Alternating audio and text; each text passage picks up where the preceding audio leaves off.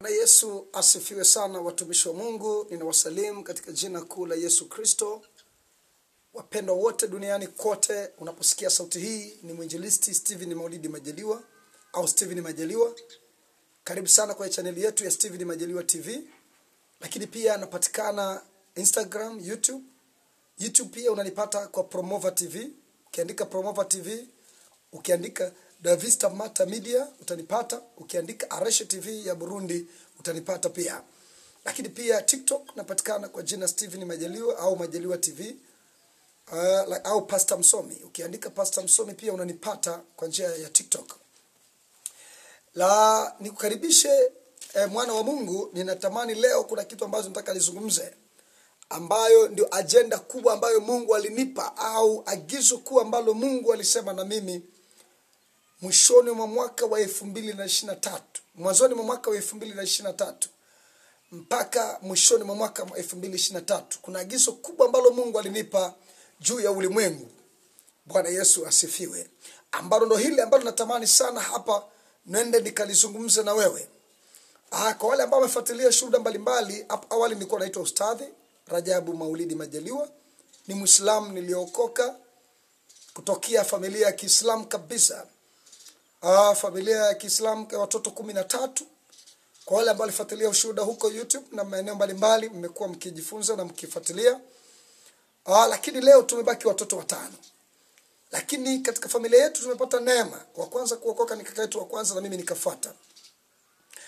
Lakini tunamshukuru Mungu, amebaki ni mama yetu mmoja ambaye hajaokoka, na dada yetu mkubwa wa kwanza ndio hajaokoka.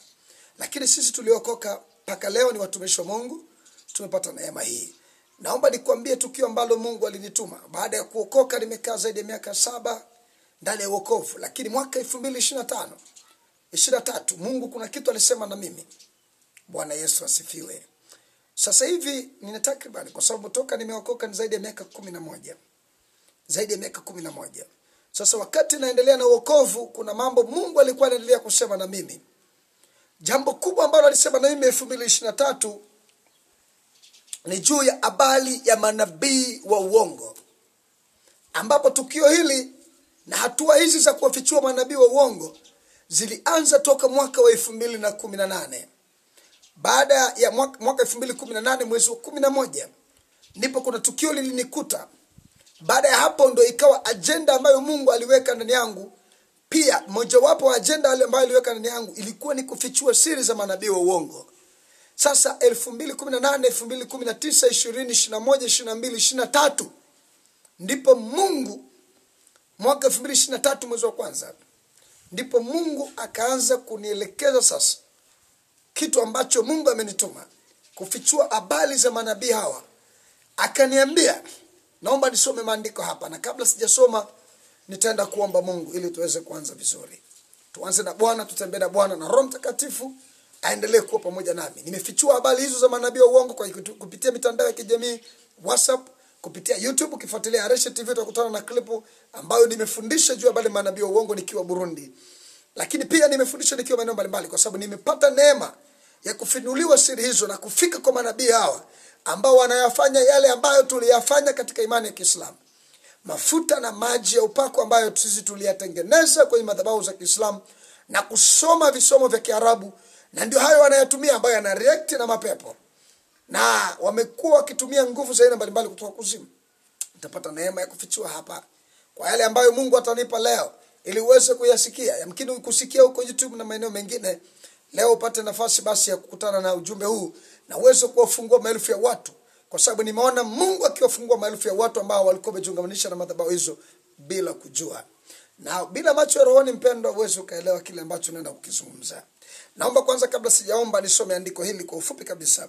Kitabu kile cha Wathesalonike wa pili, ile sura ya 2, nianzie na ule mstari wa 7. Naomba nianze mstari wa 5. Biblia inasema, "Je, hamkumbuki ya kuwa wakati nilipokuwa pamoja nanyi naliwaambieni hayo?" Huyu ni Paulo anawaambia Wathesalonike. Mstari wa 6. "Na sasa lizuialo mwalijua, yule apate kufunuliwa wakati wake. Na sasa lizuialo mwalijua, yule apate kufunuliwa wakati wake. Maana ile siri ya kuasi hivi sasa inatenda kazi, lakini yuko azuiaye sasa hata atakapoondolewa. Baba, katika jina la Yesu Kristo wa Nazareti, Mungu aliye hai, ninakushukuru kwa kunipa kibali tena siku ya leo kwa ajili ya kuzungumza katika chombo hiki cha media cha habari, ili watu waweze kuelewa kile ambacho Mungu umekusudia na kile ambacho Mungu linituma. Maana hata enzi za Nuhu na Sodoma na Gomora ulituma wajumbe mbalimbali ili walete taarifa duniani, lakini watu hawakuelewa. Wana masikio lakini hawasikii, wana macho ila hawaoni. Baba, umenituma pia na kuleta ujumbe huu kwa ajili ya dunia, kwamba maelfu ya watu wanaangamizwa na nguvu ya kuasi. Nguvu ya kuzimu leo inatenda kazi, na watu wamekimbilia nguvu hiyo kwenye madhabahu za kichawi, madhabahu za manabii wa kuzimu waliotumwa ili kuharibu dunia. Baba, asante kwa sababu majira haya unanipa kibali tena kwa ajili ya kuongea na mama huyu na kijana huyu na binti huyu. Baba, fungua masikio yake ya ndani ili aweze kuelewa siku ya leo kile ulichokusudia. Bwana Roho Mtakatifu, sema na mama yule, sema na baba yule, sema na kijana yule. Roho Mtakatifu, simwache. Baba, mpe ufahamu zaidi wa kuelewa majira haya ambayo Mungu ulitabiri ya kwamba ni nyakati ambazo lazima zitatokea. Manabii wengi wa uongo watatokea duniani na kuwadanganya maelfu ya watu. Maelfu ya watu wameangamia kuzimu. Baba, ninakushukuru. Ninasema asante kwa majira haya. Nitumie mimi kama chombo tu, Mungu wetu. Nitumie kama chombo tu, Bwana. Kinywa changu na kikabidhi mbele zako, pitisha kala moto ili watu waweze kusikia kile ulichokusudia. Asante Baba, asante Roho Mtakatifu. Katika jina la Yesu Kristo, nazuia kila mamlaka za kuzimu na hila za kipepo na kila nguvu za giza, Freemason, wachawi wanaokuja kuzuia neno hili ambalo lisifike sawa sawa mapenzi yako. Baba, ninakamata ulimwengu wa anga na ardhi, nazuia kwa damu ya Yesu Kristo. Naweka nguvu yako na neema yako Yesu Kristo. Baba, asante kwa sababu neno hili litafanyika uponyaji juu ya kila mmoja mmoja. Maana nimeona maelfu ya watu wakiponywa kupitia neno hili. Baba, ukiachana na nguvu za giza na wakifunguliwa, wakitapika vitu vya upako walivyokuwa wamenyweshwa vya kuzimu, maji ya maiti na nguvu za kuzimu ambazo walikuwa wameambatanishwa nazo. Wengine wamekufa kiroho, wengine hata kiu ya maombi ilikauka. Baba, asante kwa sababu Mungu umenituma kwa neno hili. Baba, kaniambia niambie dunia na maelfu ya watu wapate kuokoka na kufunguliwa, na wamelejeshwa kwa uwezo wako, na akalejeshwa mama yule na kijana yule katika jina la Yesu Kristo. Amen. Mungu akubariki sana. Basi naomba sasa unitegee sikio lako, mwana wa Mungu. Tega sikio lako, tega ufahamu wako wa ndani ili uweze kuelewa kile ambacho naenda kuzungumza. Watu wengi wamenipinga kwenye mitandao ya kijamii nikihubiri habari hizi juu ya habari manabii hawa na nguvu za giza ambazo zinatenda kazi. Naomba unisikilize. Somo langu la leo linasema nguvu ya uharibifu inayotenda kazi duniani. Nguvu ya uharibifu inayotenda kazi duniani. Nisikilize mwana wa Mungu. Tumesoma kwenye kitabu kile cha Wathesalonike wa pili, ile sura ya pili na mstari wa 5 mpaka wa 7. Lakini nitaendelea pale kidogo. Mstari wa 7 anasema, maana ile siri ya kuasi hivi sasa inatenda kazi. Ile siri ya kuasi hivi sasa inatenda kazi. Nisikilize. Mstari wa 8 anasema, hapo ndipo atakapofunuliwa yule asi ambaye Bwana Yesu atamuua kwa pumzi ya kinywa chake na kumwangamiza kwa ufunuo wa kuwapo kwake. Yule ambaye kuja kwake ni kwa mfano wa kutenda kwake Shetani. Nisikilize. Yule ambaye kuja kwake ni kwa mfano wa kutenda kwake Shetani. Kwa uwezo wote, nisikilize, kwa uwezo wote na ishara na ajabu za uongo. Bwana Yesu asifiwe. Nakumbuka ilikuwa mnamo mwaka 2009 na 10. Kama sijasahau, ilikuwa mwaka 2009, 2010. Wakati huo mimi nikiwa katika imani ya Kiislamu. Kwa naitwa Ustadh Rajab Maulidi Majaliwa. Kwa sababu katika imani ya Kiislamu mtu yote akipata elimu ya dini au elimu dunia na elimu akhera, alikuwa ana uwezo wa kufundisha wengine. Ukiweza kufundisha wengine utaitwa ustadhi. Ndio maana tulikuwa tuna mashehati na mashehe. Mashehe ni wa kiume, mashehati ni wa kike. Sasa wakati tumekusanyika, walikuwepo mashehe wa aina mbalimbali. Kwanza mimi ukifuatilia shuhuda zangu nimekuwa nikisema, usingenihubiri habari ya wokovu, Usingeniambia habari ya kwamba Yesu anaponya. Usingeniambia kwamba kuna watu watumishi wanajiita watumishi wa Mungu wanafanya miujiza kwa jina la Yesu. Kwamba jina la Yesu linafanya miujiza, linatoa pepo, linaponya magonjwa. Jina la Yesu linaweza kufufua wafu. Hapana. Kwa sababu ukifuatilia ushuhuda, sisi tumezaliwa kwenye familia ya kiganga na kichawi. Mimi nilikuwa nimerithi uchawi kutoka babu yangu mzee Katurumula au Rubaragura pale Kiganza, Kigoma, ambaye ndio mama yake na baba yake na mama. Baba yake wakumzaa mama yangu. Kwa hiyo mimi nilikuwa nimerithi upande wa babu yangu. Na baba yetu alikuwa mganga mkubwa pale Kigoma Ujiji. Sisi ni wazaliwa Kigoma Ujiji. Nisikilize vizuri. Usingeniambia kwamba jina la Yesu linaweza likaponya. Jina la Yesu linaweza likatoa pepo. Jina la Yesu linafanya biashara na miujiza. Kwa sababu gani? Tulifahamu na tulijua wanaojiita mitume na manabii wote ni wa uongo. Wanaojiita mitume na manabii wote wanatumia nguvu za giza.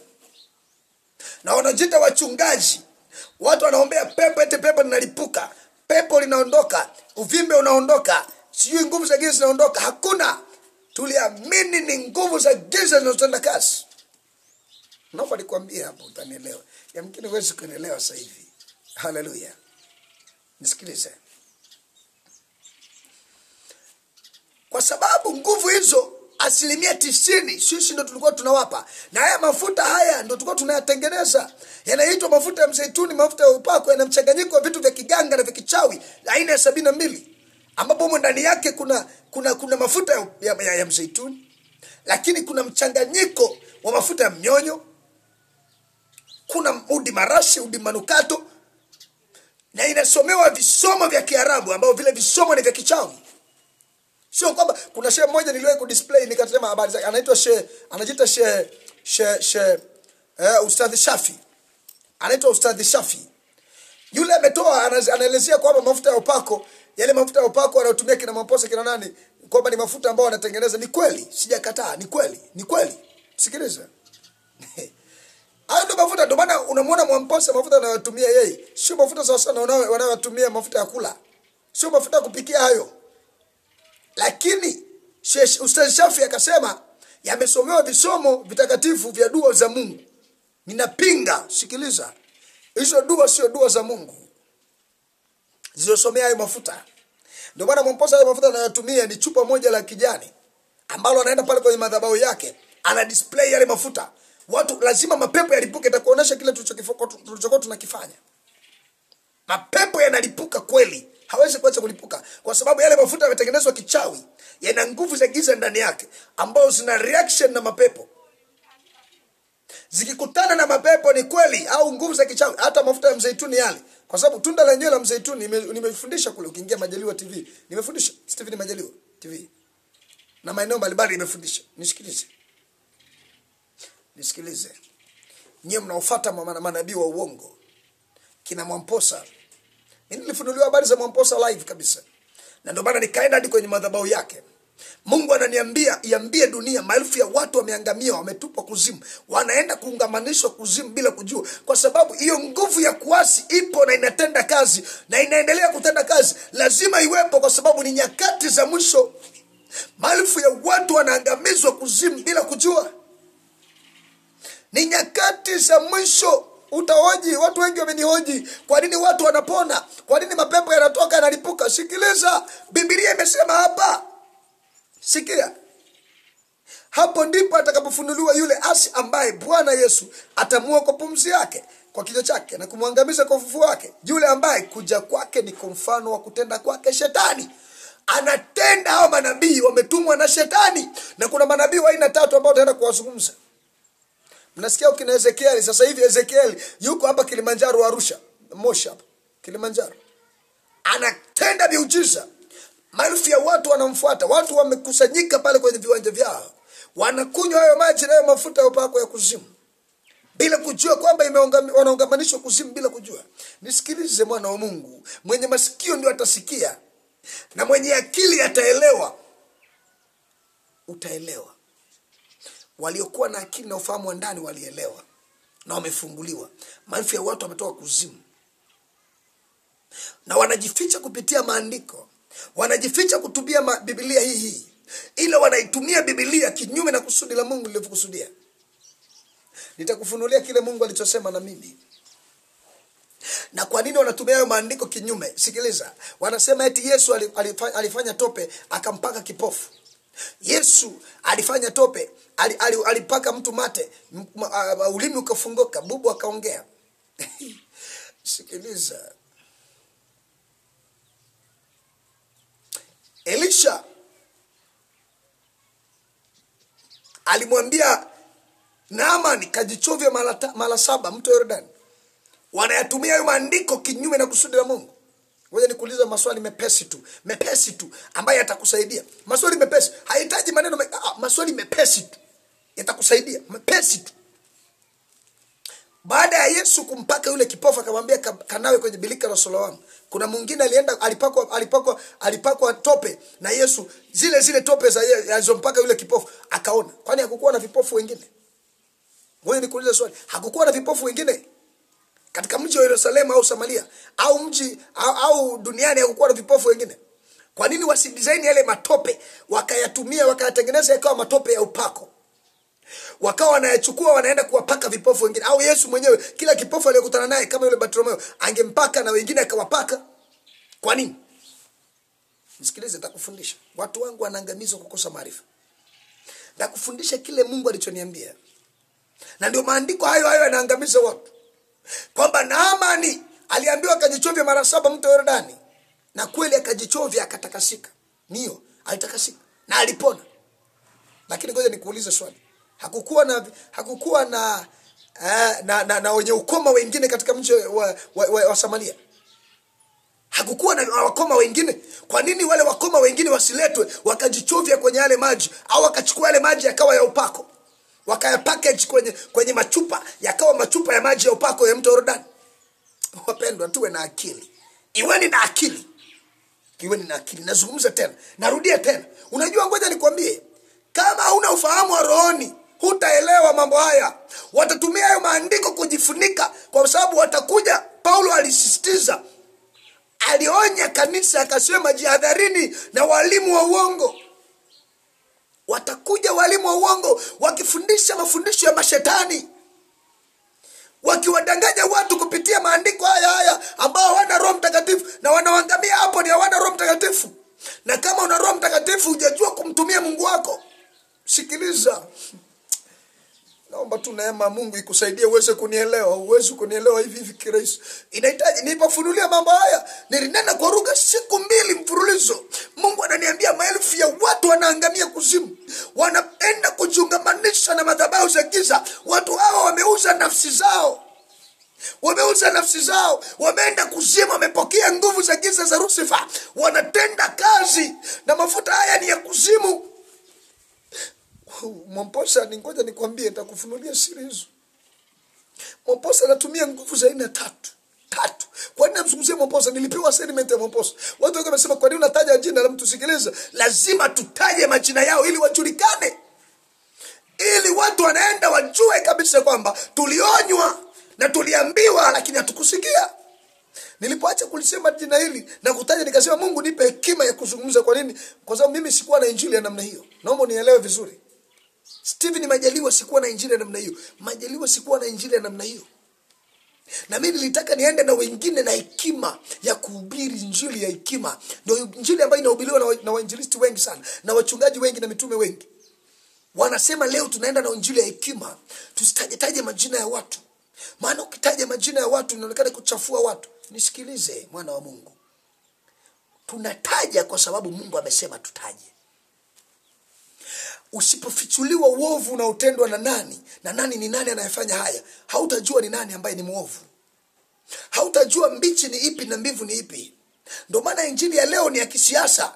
Kina Petro na kina Yohana walifungwa magerezani. Kwa nini? Kina Yakobo wanakatwa vichwa, wanachinjwa. Kwa nini? Ni kwa sababu walihubiri injili isiyokuwa na siasa ndani yake. Injili ya leo yenye uponyaji inatakiwa ihubiriwe injili isiyokuwa na siasa ndani.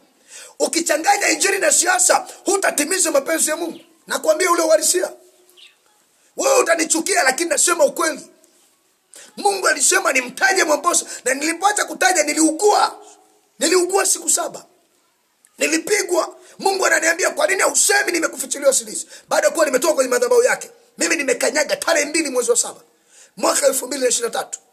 Mwezi wa 7 ndipo Mungu ananiambia nenda sasa nikuone. Amenionyesha vitu vingi Mwamposa anavyovifanya. Anawalisha watu vitu vya kuzimu. Hizo keki za upako ni mafuta yale ya mzeituni. Ndio hilo chupa kubwa ambalo huwa analo yeye. Analitumia hapo kwenye madhabahu. Ni mafuta ya kuzimu na anatengenezwa hasa Nigeria. Ndio anazalishwa huko kuzimu. Utanielewa. Na ukienda kwenye maduka ya Kiarabu hayo mafuta yanauzwa. Yapo. Nenda tu maduka ya Kiarabu makubwa. Ulizia yenye vifaa tiba vya Kiarabu. Vifaa vya asili. Nenda kaulizie, nitapata mafuta ya upako. Sio mafuta ya upako, ukitaja mafuta ya upako utapata. Ulizia mafuta ya mzeituni au mafuta ya mnyonyo au mafuta mafuta ya tiba asilia. Hasa yapatikana kama mafuta ya upako ya mzeituni. Nenda kaulizie. Wapendwa, ni nyakati za mwisho. Yesu alitabiri ya kwamba nyakati za mwisho manabii wengi wa uongo watatokea na kudanganya wengi, yamkini hata wateule wanaotafutwa. Ngoja nikwambie, ni watakatifu. Nimeombea watu wengi waliokuwa wamekunywa maji ya upako, mafuta ya upako. Yaani mtu anatembea na maji ya upako na mafuta ya upako. Unajua ni nini? Ngoja nikwambie, bado ni kahaba, bado ni mzinzi, bado ni mlevi, anatembea na mafuta ya upako, anauza baa na mafuta ya upako. Ngoja nikwambie mwana wa Mungu, ngoja nikwambie itakusaidia. Ni kwa nini shetani ametengeneza vitu hivi? Na ndio maana kila nabii anainuka na vitu vya upako. Unafikiri ni kwa nini? Ni kwa sababu ni ajenda ya kuzimu, ili kukamata ufahamu wa watu na mioyo ya watu na roho za watu. Waache kuomba, waache kufunga na kuomba. Wameiacha kanuni ya Roho Mtakatifu. Sikiliza, Roho Mtakatifu peke yake ndio upako. Hakuna upako zaidi ya Roho Mtakatifu. Usijidanganye wewe. Mungu anaweza kukaa kwenye kitu chochote. Mungu anaweza kukaa kwenye maji. Alionyesha vile ya kwamba hata kwenye tope Mungu anaweza kukaa, lakini ni kwa ufunuo halisi wa wakati. Nitakwambia nikipata neema madarasa na uendelee huko mbele utaelewa. Nitakupa ushuhuda tena. Niendelee kufundisha kwa ushuhuda sasa. Nisikilize, utanielewa vizuri. Mungu anaweza kukaa kwenye kitu chochote. Nisikilize. Na anaweza akaponya mtu kwa kutumia kitu chochote. Naomba uelewe hii point, itakusaidia. Lakini ndio maana akafundisha Yesu. Kila alichokifanya Yesu ilikuwa ni mafundisho. Alikuwa anatufundisha kwamba naweza nikafanya chochote kwa wakati wote. Ndio maana akamponya yule kwa kutumia tope. Ilikuwa ndio yani ilikuwa ni special order kutoka mbinguni, kwamba huyu mtu aponywe kwa kutumia tope kwa wakati huu, na haikujirudia kwa mtu mwingine. Mungu anaweza kusema na wewe kashike kiti kile, utapokea uponyaji. Umeteseka miaka mingi, ukaenda ukagusa tu hata mlango ukapokea uponyaji. Ndio maana yule mama alitoka na damu miaka 12 aligusa pindo la Yesu akapokea uponyaji. Sasa na wewe tena, wewe ambao unatoka na damu tena, nenda kagusa pindo la Yesu uone kama utapona. Ule ulikuwa ufunuo wa yule binti, wa yule dada, wa yule mama. Akagusa pindo la Yesu, ulikuwa ufunuo wa wakati. Naamani alijichovya mara 7 mto Yordani, ulikuwa ufunuo wa wakati. Na hata mwingine angekuja mwenye ukoma vile vile akajichovya mara 7, asingepona. Kwa sababu haukuwa ufunuo wake, ulikuwa ufunuo juu ya Naamani. Ilikuwa ni maelekezo kutoka mbinguni juu ya Naamani. Leo vitu vya upako ndio vimekuwa sasa ndio kanuni ya uponyaji.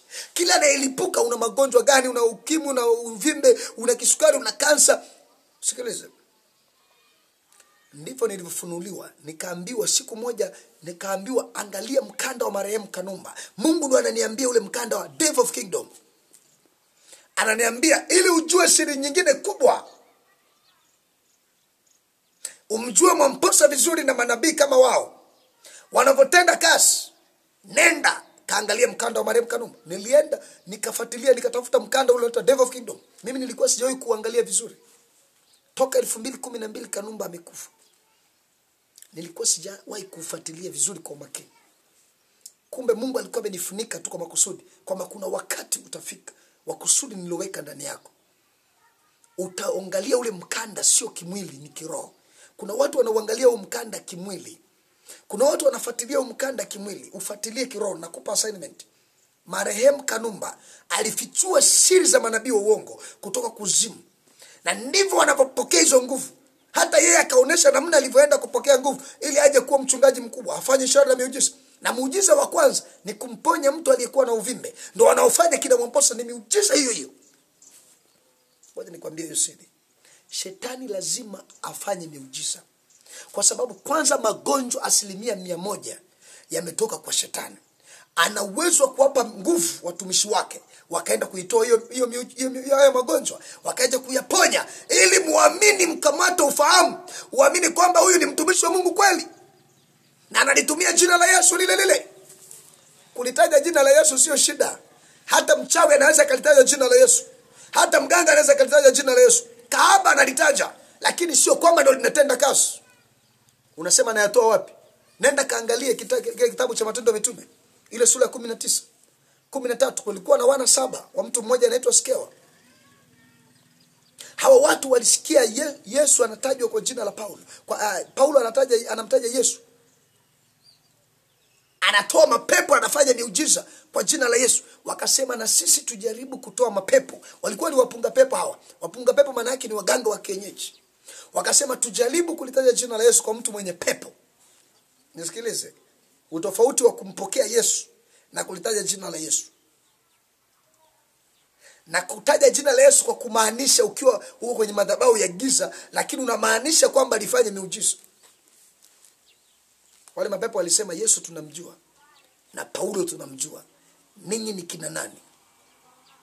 Ikawarukia, ikawachana wale watu wawili, ikawaweza wale mapepo, yakaondoka, wakakimbia. Nisikilize. Kulitaja jina la Yesu ili liwe na nguvu ndani yake ni kwamba ule umekaa kwenye kusudi la Mungu na wokovu. Uwe umekaa kwenye kusudi la Mungu na umeokoka kweli kweli, jina la Yesu litafanya kazi ndani yako. Lakini kama unajichanganya na nguvu za giza, haliwezi kufanya kazi. Utakuwa ni agent wa kuzimu, ila unalitaja jina la Yesu. Unaweza kulitaja na hata mapepo yasipate shida. Nisikilize. Bwana Yesu asifiwe. Bwana Yesu asifiwe, wana wa Mungu. Sijui unanielewa. Biblia inasema, nirudi hapa. Anasema yule ambaye kuja kwake ni kwa mfano wa kutenda kwake shetani kwa uwezo wote. Anafanya kazi kwa uwezo wote. Mtadhani kwamba ni Mungu huyu anayetenda haya. Sikiliza, Nigeria, manabii wengi Afrika Kusini, Kenya hapa, ndio kuna intake ya manabii. Maelfu ya watu wameangamia hapo. Kila anayelipuka anakuja na vitu vya upako. Hakuna anayekuja na jina la Yesu peke yake. Lazima aje nyuma yake kuna nguvu ya upako. Kuna nguvu ya vitu vya upako. Hata ufahamu watu hawajiulizi, kwa nini manabii wa zamani hawakutenda hayo? Tumejengwa kwenye misingi ya mitume na manabii. Kwa nini kina Moses Kulola hawakufanya hayo? Kwa nini watumishi wa Mungu waliosimama kwenye kweli? Mbona leo Moses Kulola tumweke kwenye kundi la manabii? Kwa nini? Wa uongo. Na kwa nini asijite nabii yeye? Hao ndio walipaswa kuitwa kina manabii. Walipaswa kuitwa mitume, kina Moses Kulola, baba zetu, askofu wetu, ambaye ndio mimi niko chini ya kanisa hili. Sikiliza mwana wa Mungu. Na Mungu alinileta hapa kwa makusudi. Nimepita makanisa mbalimbali, ila Mungu akanileta kwa makusudi, ananiambia nimekuita utumike hapa. Ndio kanisa nilokuweka utumike, kanisa EAGT Tanzania. Ninasema ule wazi, natumika hapo.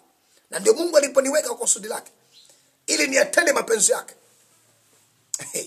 Ambaye askofu wetu wa sasa ni Brown Mwakipesile. Brown Mwakipesile.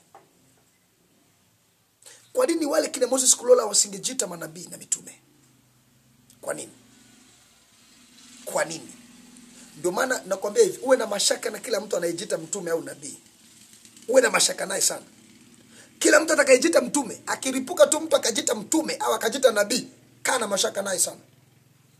Nyuma yake kuna roho nyingine inaotenda kazi. Na watu wamenaswa bila kujua. Ukienda South Africa na watu wengi na partner wengi South Africa. Ni wakati mwingine tena tunakuletea yale ambayo yanajili kwenye mitandao ya kijamii. Na siku leo tumepata bahati ya kukutana na rais wa awamu ya kwanza wa mitume na manabii, Nabii Bashando. Au si bwana Bashando? Bwana Yesu. Amina.